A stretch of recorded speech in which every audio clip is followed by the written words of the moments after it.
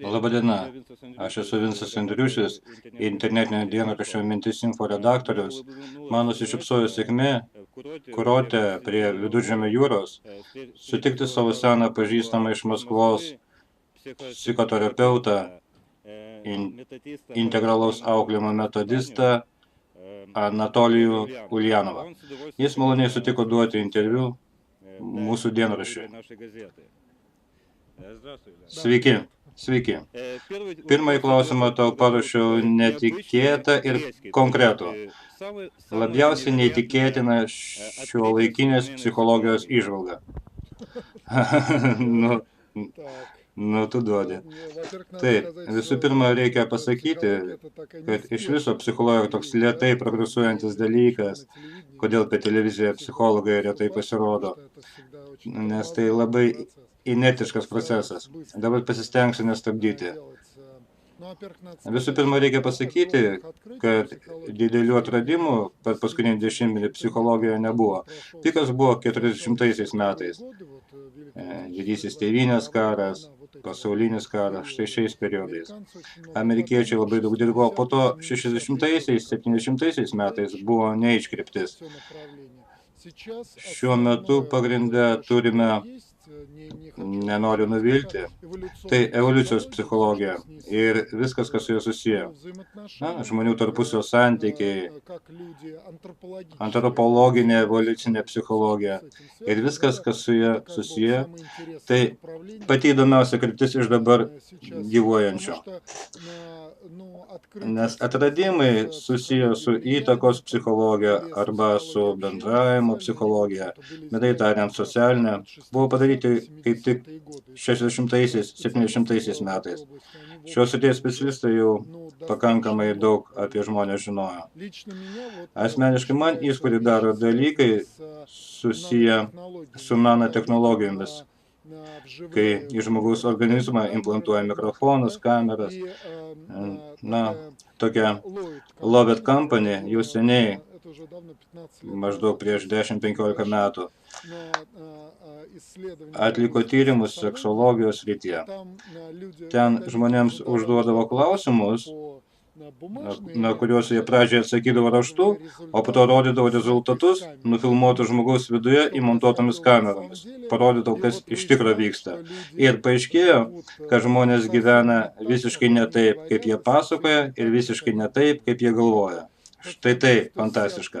Ir šiuo metu visi pagrindiniai atradimai susiję būtent su šiomis techninėmis galimybėmis. Evoliucinė psichologija labai rimtai skamba. Gal jie atsako į klausimą, kokia žmogaus gyvenimo prasmė? Štai šį klausimą apie gyvenimo prasmę kėlė būtent logoterapija. Tai Franklinas ir kompanija. Tai buvo būtent pokario laikotarpyje, kai žmonės išgyveno visas gyvenimo katastrofas, kai žuvo milijonai žmonių, žmonės atsidurdavo ekstremaliose situacijose. Ir būtent ten pasireikšdavo štai ši gyvenimo dvasia. Iš esmės išgyvendavo tie, kurie norėjo gyventi, kurie turėjo prasmę. O žmonės neturintis prasmės. Reikalas tas, kad būtent psichologija jau tolsta nuo šio klausimo, nes atsakymo nerado. Tavo asmeninė nuomonė šio klausimu ir kartu asmeninė profesinė nuomonė. Žiūrėk, štai, tarkime, psichologija kaip tik, kaip tik vienas iš mano mokytojų sakė štai tokią frazę, kad mes nieko nežinome apie seksologiją. Aš disertaciją rašiau seksologijos tema, kad aišku būtų, kodėl aš apie tai kalbu. Nors bandžiau ir gerontologiją, tyriančią pagyvenusius žmonės, bet kažkodėl tai ten neišsilaikiau. Todėl daug pavyzdžių bus paimta iš ten. Štai jis sakė, kad mes visiškai nieko nežinome apie tai, kokį seksualiai gyvena neturtingų sluoksnių atstovai ir taip toliau. Kodėl nežinome? Jie nemoka, todėl mums tai neįdomu. Psichologija vis tik tai labai specializuota, labai siaura kryptis. Štai jeigu kalbėsime apie integralaus auklėjimo metodiką, štai šią psichologijos kryptį, ten šitas klausimas esminis. Juo tiesą sakant remiasi visa metodika. ką nori. Aš jau 15 metų užsiminėjau profesionalią psichoterapiją, ieškodamas atsakymų į šitą klausimą, kurį tu man užduodi. Nes jau nebuvo už ko kabintis, ką sėdėti dar kartą ir klausyti, štai sėdė 20 valandų tylėdamas įdėmiai klausaisi žmogaus. Jau buvo visiškai neįmanoma. Štai būtent ši kryptis duoda šitą atsakymą. Šis atsakymas iš tikro ypatingas. Jis ypatingas tuo, kad mes intuityviai visada tai jautėme, ypatingai vaikystėje, kad žmogaus gyvenimo prasme rasti savo vietą bendroje sistemoje. Štai šioje socialinėje gamtos sistemose. Kad žmogus pajustų aš arba tu, arba štai mūsų nuostabi operatorė Natalija, kad mes pajustume, jog esame neatskiriama, labai svarbi visos gamtos integrali dalelė. Ir kad ta vieta, kurią aš užimu, ji negali būti tuščia. Negalima manęs iš jos ištraukti ir patalpinti ką nors kitą. Tai unikali mano vieta ir joje glūdi mano gyvenimo prasmė. Noriu paklausti apie šią vietą sistemoje. Ar gali apibūdinti žmogaus vidinį ir išorinį pasaulį, bei juos jungiantį tiltelį, psichologijos arba integralaus auklėjimo požiūrio? Galima vadinti integralia psichologija? Galima. Žinoma, psichologija tai mokslas apie žmogaus vidinį pasaulį, psichinius procesus, ten tiesiog kalbama apie sielą. Be abejo, tai jau kažkas aukštesnio, tačiau galima, žinoma galima. Psichologija tai viskas, kas susijęs su žmogumi, su jo gyvenimu, elgesiu. Vidinis ir išorinis pasaulyje. Supranti, kame reikalas. Įdomu tai, kad šiuo periodu, būtent 20-ame amžiuje, antroje 20-ojo amžiaus pusėje, kaip tik labai aktyviai buvo tyrimas žmogaus vidinis pasaulis. Pradedant Freudu, gal truputį anksčiau, ypatingai buvo domimasi psichoanalizė ir panašiai. Ir štai žmonės pateko į aklavietę. Nes žmogus, kuris iš tikro giliai įėjo žmogaus vidinį pasaulį, yra tokių specialistų. Jie priėjo prie to, kad kuo giliau lendi, tuo daugiau klausimų kyla. Ir galiausiai gaunasi, žinau, kad nieko nežinau. Pasirodė, kad šitas vidinis žmogaus pasaulis yra kaip kosmosas, absoliučiai beribis. Kuo labiau ten gilinasi, tuo daugiau kintamųjų atsiranda ir žmogus pradeda, fokusais užsiimti. O jeigu pažvelgtume į išorinius pasireiškimus, apie kuriuos kalbėjau, kaip aš sąveikauju su kitais žmonėmis, kokią vietą žmonės užima mano gyvenime, aš šių žmonių gyvenime, kaip mes jungiamės, kaip vienijamės tarpusavėje, kaip tampame štai šia viena visuma, man asmeniškai tai pats įdomiausias klausimas dabar. Šitas klausimas iš karto kelia kitą klausimą apie žmogaus valio laisvę. Jeigu yra aplinka, nuo kurios jis priklauso ir jis, ar turi ką pasakyti šiuo klausimu? Valios laisvė vis sunkesnius klausimus užduodi. Tai priklauso nuo žmogaus brandos lygio. Tai reiškia, jeigu tai pažvelgsime, tai pamatysim, kad žmonės vis tik tai, žmonės savo tautose, yra įvairiuose lygmenyse. Kai kurie jau kelia sudėtingus klausimus savo ir kitiems, štai kaip tu, tarkime. Kitus tenkina paprastas gyvenimas ir jiems visiškai gerai. Supranti, kame reikalas, pats klausimo apie realybės suvokimą kelimas, apskritai, kas yra pasaulis, kas esu aš, kaip jį suvokiu, ar egzistuoja pasaulis už mano suvokimo ribos, arba ar aš įtakoju į savo elgesiu, tai labai aukšto lygio klausimas. Arba ar tave įtakoja aplinka? Taip. Tai labai aukšto lygmens klausimas. Praktikoje aš susidūriau, kad vis dėlto yra taip, kaip pasakyk, kas yra tavo draugas, ir aš pasakysiu, kas tu. Štai tai būtent, kad būtent štai ši aplinka, tie žmonės, kurie mane supa, informacija, būtent tai galiausiai lepia mano suvokimą. Galbūt tam, kad išsiaiškintume šitą klausimą, galėtume pakalbėti apie gamtos integralumą apskritai. Ką galėtum pasakyti kaip savo dalyko specialistas, kaip žmogus, kaip integralaus švietimo, integralaus psichologijos metodistas? Kaip visą tai susiję? Tai yra gamtos integralumas ir žmogaus vieta joje. Na, štai čia svarbu. Iš tikrųjų, suprantate, štai šį klausimą galima nagrinėti dinamikoje, nes žmonės, kaip socialiniai gyvūnai, net yra tokia knyga, aš neįsižydžiau. Ne, yra knyga labai garsi, Visuomeninis gyvūnas, Ronsonas autorius. Tai geriausias socialinės psichologijos vadovėlis. Reikalas tas, kad galima žiūrėti kaip į pjūvį, štai kas mes esame šiandien. Arba galima žiūrėti kaip apskritai. Ne šiandien mūsų istorija prasidėjo, mes nuėjome ilgą kelią, pradedant nuo visatos formavimosi, ir taip toliau, kad esame visos šios sistemos integrali dalis. Tai buvo labai svarbu, kad mes iš tikro, kaip žmonės, esame visos šios sistemos dalimi. Apie tai reikia vienas kitam visada priminti. Na, kalbant būtent apie žmonės, tai jie skiriasi nuo visos štai šios gamtos, kuri mūsų supa, kuri veikia pagal nustatytus dėsnius, instinktus ar tam tikras programas, kurie veikia fizinėme ar cheminėme lygmenyje. Mes žmonės iš esmės skiriame su tuo, kad savo integralumą turime užsitarnauti, sukurti sąmoningais, planingais veiksmais. Mums šitas integralumas, kaip jis yra duodamas gyvūnams arba augalams, mums nėra duodamas.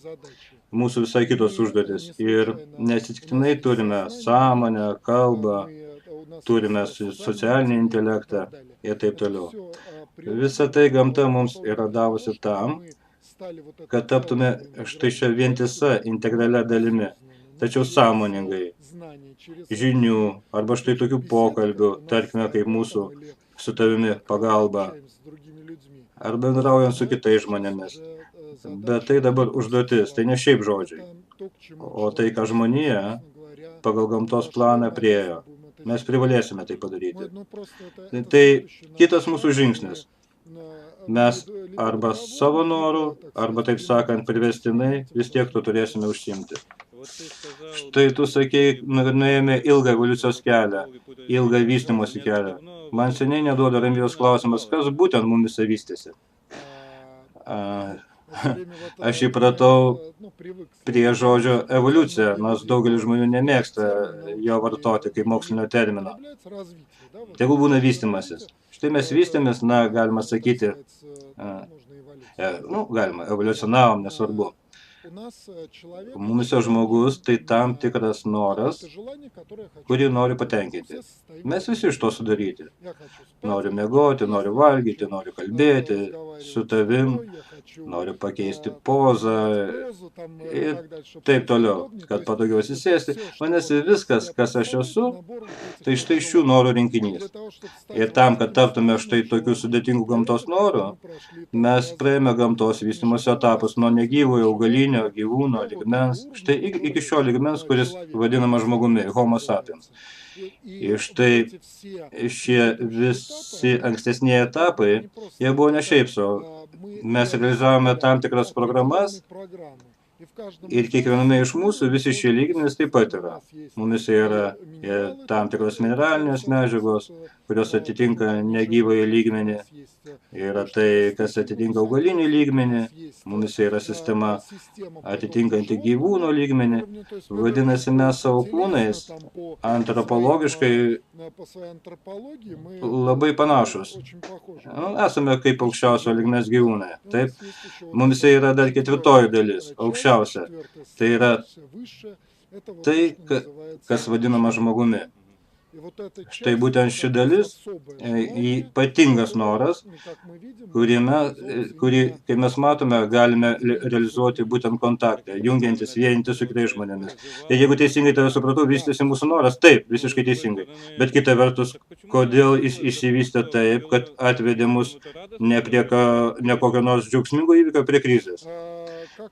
Kaip į tai žiūrėti, iš tikrųjų, krizę, į tai, ko buvau, tarkime, prieš 15 metų, tokiu atveju man šis krizės reiškinys tik grėsmė, nes įmonė verčia keistis, ir tai ne kiekybiniai pasikeitimai, o, kaip sakėme, kokybiniai.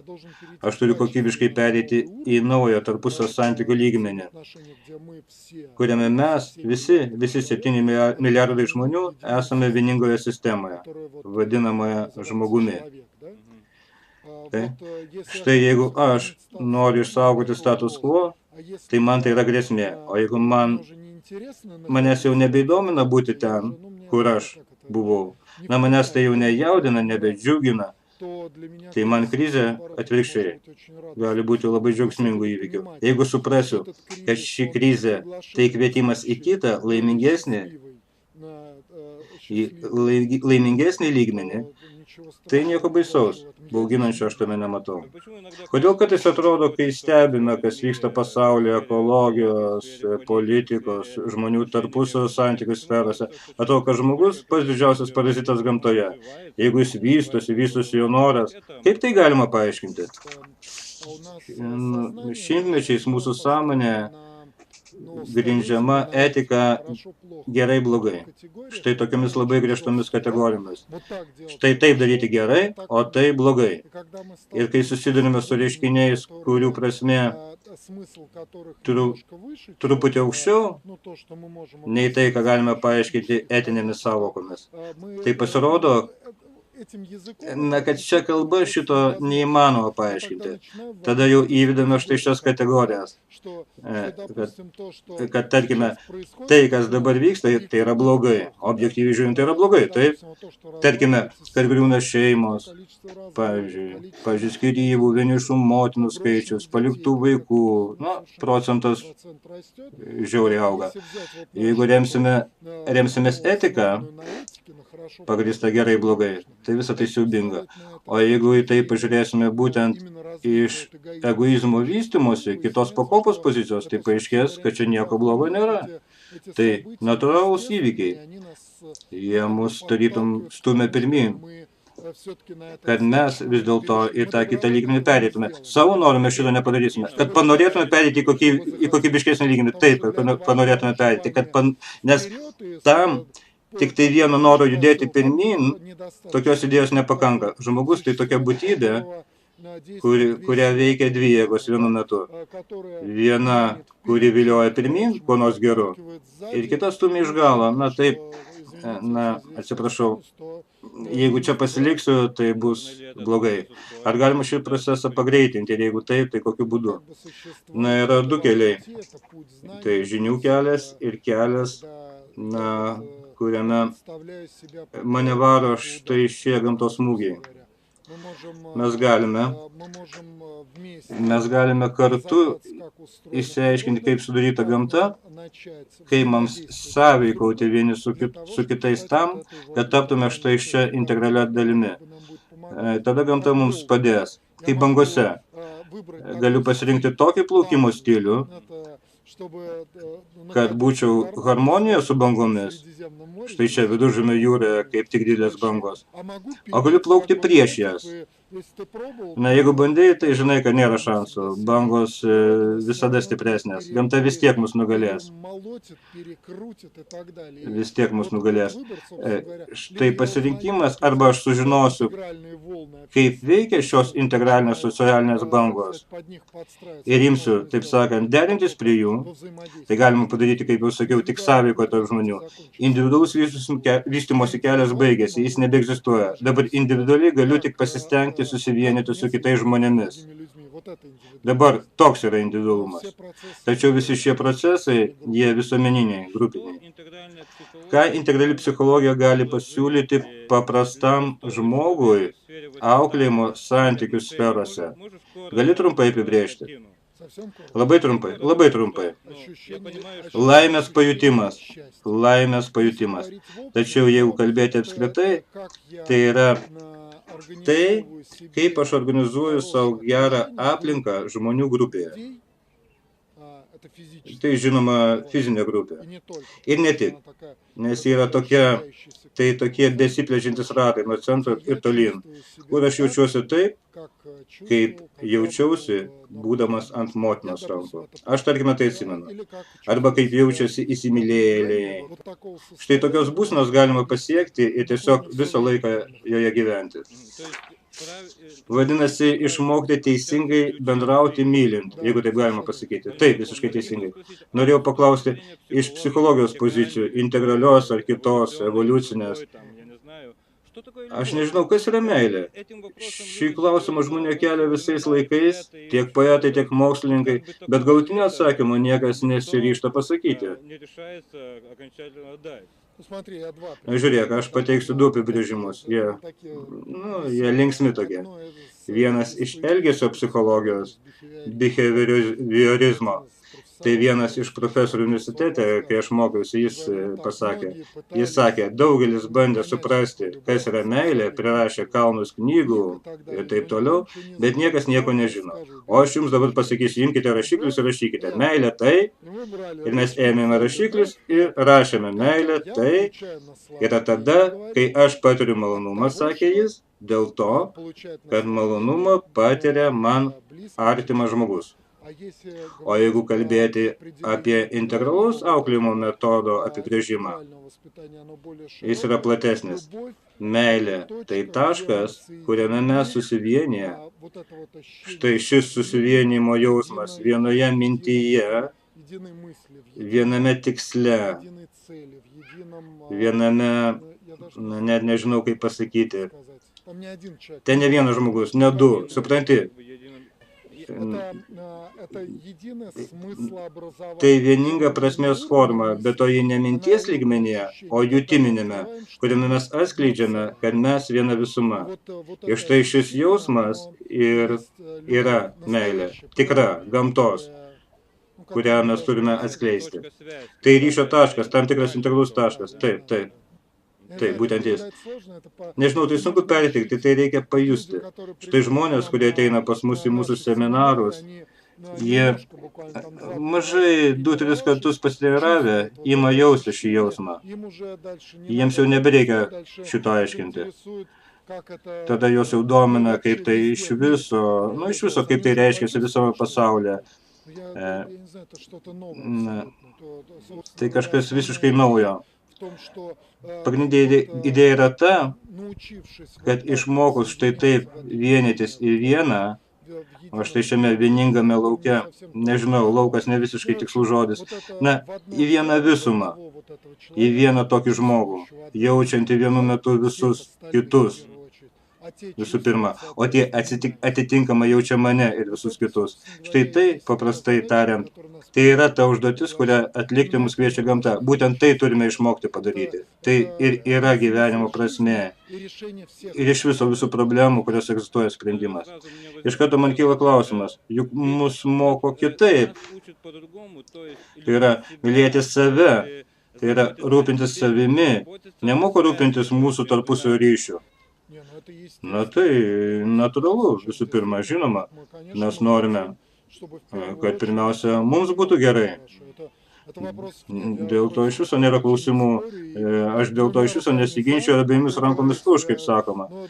Čia supranti, kame reikalas, čia nėra jokio fokuso. Mes tam tikrame amžiuje, jau maždaug suprantame, kas yra šio pasaulio malonumai. Mes juos pažįstame, jau daugiau mažiau jaučiame jų diapazoną. Taip, žinome, kokį maždaug procentą užima pauzėse tarp džiaugsmų. Nes džiaugsmai užpildo ne visą mūsų gyvenimą. Mes ir kenčiame, ir kankinamės, laukiame šito džiaugsmo. Tai štai, paragavus tai šio integralumo jausmo, vienimosi su gamta jausmo, paaiškėja, kad tai yra skaniau. tai geriau nei visa kita. Štai ir viskas. Ir nėra pavojaus žmogui prarasti savo aš? Ne, žinoma. Nes juk yra tokia baimė, kai žmogus kaip ir bijo integralumo, bijodamas tapti pilkų masės elementų. Ne, atvirkščiai. Tai paradoksas, atvirkščiai. Būtent šiame ryšyje žmogus pilnai visų 100% realizuoja savo individualumą. Atsimeni, pačioje mūsų pokalbio pradžioje mes kalbėjome apie tai, jog todėl, kad gamta yra integrali, tarytum dėlionė. Kiekvienas turi štai šitą vietą. Ir žmogus iš tikro, intuityviai, vedamas instinkto, siekia tai rasti. Tai vadinama savęs ieškojimu, savirealizacija, įvairiai tai vadinama. Arba bandymu rasti savo vietą gyvenime arba profesijoje. Tai iš tikro yra štai šis siekis rasti savo vietą štai šioje integralioje sistemoje. Ir būtent šios integralaus vienimosi formos pagalba žmogus kaip tik ir suranda šią vietą ir jis realizuoja savo individualumą visų 100%. Aš klausiau ne tik iš savo individualios žmogiškosios pozicijos, bet aš matau, pavyzdžiui, aš esu iš Lietuvos. Tokios mažos tautos, jos tarytum bijo prarasti savo kaip tautos unikalumą. Visų pirma, aš Lietuvoje, beje, kelis kartus girdėjau apie tai, ką tu sakai. Žmonės atsistoja, bet to rimtai, nerėkdami, štai tokiu rimtu veidu atsistoja ir sako, kad esame maža tauta ir bijome. Kad mes ištirpsime, išnykstame ir taip toliau. Integralioje sistemoje nėra nieko nereikalingo, nėra atsitiktinumų. Vadinasi, atvirkščiai, integrali sistema dar labiau vysto bei atskleidžia tavo unikalumą. Žinoma, ne tik tavo individualumą, o tautos individualumą. Štai šios tautos, kurios egzistuoja, jos niekur nedings. Jos yra visos integralios sistemos dalis. Jo labiau, užimdamos tą vietą, kurią gamta yra joms paruošusi, jos atvirkščiai save pilnai realizuoja. Štai ta vidinė savybė, kurią būdinga lietuviams, įmasi maksimaliai atsiskleis būtent ten. Arba vokiečiai, rusai, arba, tarkime, ukrainiečiai ir taip toliau. Pateiksiu pavyzdį, tarkime, kad net augalinėme ar gyvūninėme lygmenyje, žinome, kad kiekvieną dieną ten išnyksta milžinos skaičius augalų bei gyvūnų ir taip toliau. Ir ekologai reikia, kad viskas baigta. Tai štai, tirdami bendrą integralią sistemą, matome, kad kai žmonės susivienys į šią bendrą integralią sistemą, visuminę, tai štai šios dalelės, jos turi atgimti. Jos tiesiog vėl kažkur realiai atgims, suprantama, kad mes turime tapti štai tokia apskrita ir užbaigta sistema, kuria nėra nieko bereikalingo. Ir lietuviai joje turi užimti savo vietą, į kurią jie turi prigimtinę teisę. Ir niekas niekada nieko jiems negalės padaryti. Iš viso nepergyvenk, tai neįmanoma. Kokią matai psichologijos ateitį ir būtent kurios psichologijos? Aš matau ateitį būtent sandorėje tarp materialiosios psichologijos kaip mokslo, kur tiesiog galima viską patikrinti testais ar per mikroskopą, pažiūrėti analizus, kaip jau kalbėjome, pažiūrėti, kas ten vyksta žmogaus organizmo viduje, pažvelgti per kamerą, pavyzdžiui. Pavyzdžiui, kodėl žiūri į kitą moterį, o ne į savo žmoną, į svetimą. Kas iš tiesų ten vyksta? Štai ši materialistinė psichologija susijungs su integrale ir taps viena visuma. Kadangi, jeigu pasakyti vienu žodžiu, tai žinoma, šis integralus tarpusio ryšys, atskleidimas to, kad mes iš tikro kaip mes iš tikro tarpusio susiję, o šitas tinklas jis jau egzistuoja, tai mūsų užduotis jį atskleisti. Būtent štai šita psichologija, ji turi ateitį. Aš tuo esu tikras. Na ir paskutinis klausimas. Ką norėtum palinkėti mūsų puslapio skaitytojams Lietuvoje? Visų pirma, aš buvau Lietuvoje, man labai patiko. Lankiausi būdamas jau suaugęs. Labai simpatiška tauta, nuoširdžiai sakau. Labai disciplinuoti. Man patinka žmonės, kai žmonės yra tokie atsakingi, disciplinuoti ir kartu jie labai dvasingi. Net nežinau, kaip vaikai, geri tokie, nežinau, man šie žmonės labai simpatiški. Manau, jeigu, o Lietuvoje jau yra dirba tam, žmonės jau pradeda štai dėl šių, europietiškų tendencijų, kurios ten reiškiasi, tų migracinių procesų, ten Airija, tų visų persikelimų, kurie ten vyksta ir taip toliau, jie jau pasiruošę tai girdėti, nes jau jaučia vidumi, kad yra kažkas, kur galima išsaugoti, ir ne šiaip savo išsaugoti štai šį savo unikalumą, o tapti laimingais. Tikiu, kad lietuviai vieni iš pirmųjų galės šį integralumą realizuoti. Kalbu visiškai rimtai, vieni iš pirmųjų, iš visos tautų masės. Tai matau iš objektyvių priežasčių, natūraliai, nes tame matau laimę ir linkiu kuo greičiau tai atskleisti. Kaip supratau, tavo linkėjimą taip. Kuo greičiau tapti laimingais. Taip, laimingais, visiškai teisingai, bet ne atskirai, o kartu su visais. Laimingi su laimingais. Taip, visiškai teisingai. Ačiū.